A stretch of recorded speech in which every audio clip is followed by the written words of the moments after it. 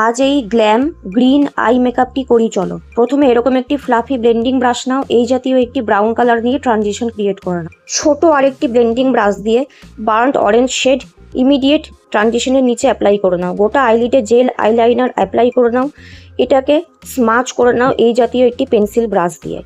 তারপরে ফ্ল্যাট শেডার এই জাতীয় ব্রাশ দিয়ে গোটা আইলিডে লাগিয়ে নাও এইরকম একটি সবুজ কালার। হার্শ লাইনটিকে অরেঞ্জ কালারটি দিয়ে স্মুদেন আউট করে নাও। আউটার কর্নারকে ব্ল্যাক শ্যাডো দিয়ে ডিপেন্ড করে নাও, লাগিয়ে নাও তোমাদের পছন্দ মতো উইং আইলাইনার।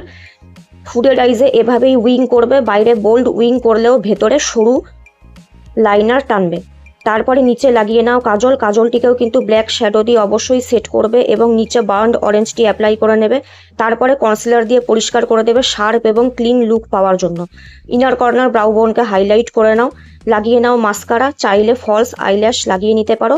ব্যাস, আজকের লুক হয়ে